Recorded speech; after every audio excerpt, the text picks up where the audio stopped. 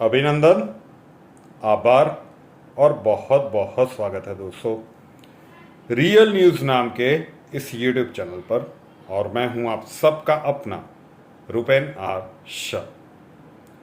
समय समय पे सरकारें जिस भी पार्टी की रही हो और विपक्ष में भी जो भी पार्टियां रही हो, उन्होंने एक दायित्व दिखाया है और एक लाइन को कभी भी क्रॉस नहीं किया है। राजनीति में कभी भी सेना का उपयोग करने की कोशिश नहीं की है।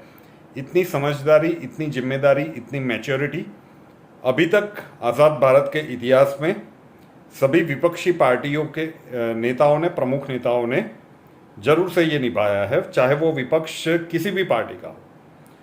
अभी 2024 के लोकसभा के चुनाव आ रहे हैं और जिस प्रकार की गतिविधियां बन रही है, आज बहुत ही बड़ा बहुचर्चित विषय है जो ट्वीट एक राहुल गांधी जी ने किया है। अग्निवीर करके जब सरकार ने योजना लाने की कोशिश की थी, उस समय पे भी एक वातावरण तैयार करने की कोशिश की गई थी। एक बहुत बड़ा भूचाल क्रिएट करने की कोशिश की गई थी। वो विजुअल्स, वो घटनाक्रम आप सभी को याद होंगे, तो पुरानी बातों में जाना नहीं है। उस समय पे भी सेना के अधिकारियों को सामने आकर स्पष्टता करनी पड़ी थी कि सेना के ऊपर क्वेश्चन मत उठाइए। राजनीति अपनी जगह पर है, लेकिन सेना को अपना काम करने दीजिए। अब आज जो समाचार निकल के आ रहे हैं कि अग्निवीर की जितनी भी बैचेस मतलब एक्वायर हुई है, उनकी पोस्टिंग हुई है, उसमें सियाचिन में एक जो अग्निवीर थे उनकी शहादत हुई है, कैजुअलिटी रिपोर्ट की गई है। तो राहुल गांधी जी ने ट्वीट किया, सियाचिन में अग्निवीर गवाते अक्षय लक्ष्मण की शहादत का समाचार बहुत दुखद है। उनके परिवार को मेरी गहरी संवेदना है।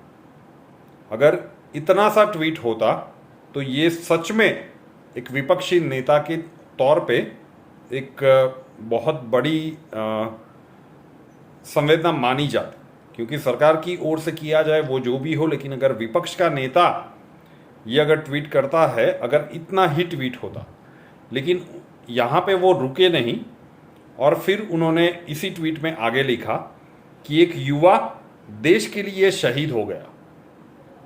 सेवा के समय पर न ग्रेजुएटी, न अन्य सैन्य सुविधाएं और शहादत में परिवार को पेंशन तक नहीं।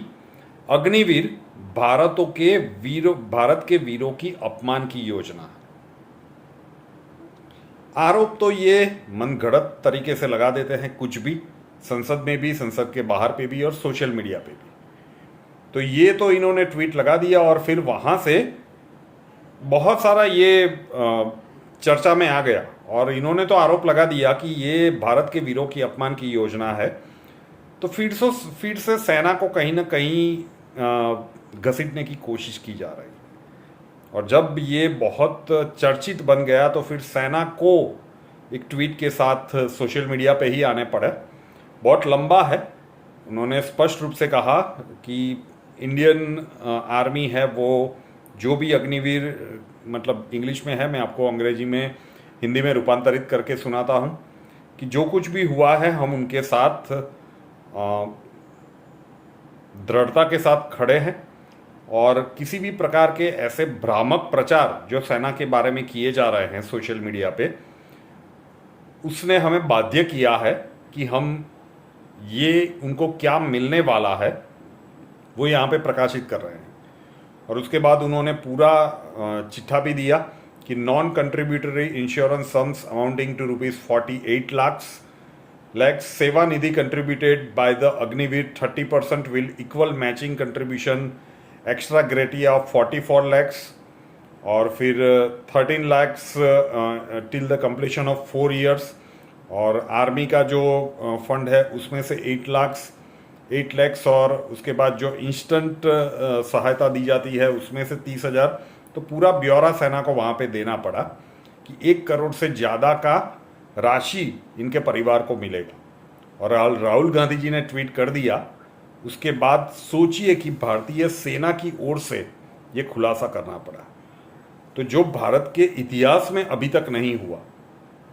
चाहे जिस भी पार्टी की सरकार रही हो और विपक्ष में भी जो बैठा हो, उनके जो प्रमुख नेता है उन्होंने कभी भी भारतीय सेना को राजनीति में नहीं घसीटा है। लेकिन जब अग्निवीर की स्कीम लागू हो रही थी तब भी उस प्रकार का वातावरण तैयार किया जा रहा था। आप लोगों को याद होगा कि सेना के उच्च अधिकारियों को प्रेस कॉन्फ्रेंस करने के लिए आना पड़ा था और सब कुछ क्लियर करना पड़ा था कि देश के लोगों के लिए सेना के लिए जो सम्मान है वो कहीं पे भी ध्रुमिल नहीं होना चाहिए, वो छवि ध्रुमिल नहीं होनी चाहिए। और आज जब राहुल गांधी जी ने ये ट्वीट किया है तो उसके जवाब में भी सेना को ये ट्वीट करना पड़ा है, ये खुलासा करना पड़ा है कि ऐसे भ्रामक प्रचारों से देश की जनता बच के रहे, अपने इंडियन आर्मी के ऊपर भरोसा बनाए रखे।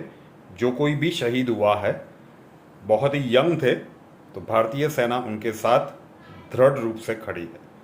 तो ये जो ट्वीट किया गया था और ये कि जो भारतीय सेना की ओर से स्पष्टीकरण दिया गया है, ज़रूरी बनता है, क्योंकि हो सकता है कि आपने शायद वो ट्वीट सुना हो और अगर ये जवाब नहीं आता तो ये बहुत सारी जगह पे अब यही चीज़ बोलना शुरू कर देते।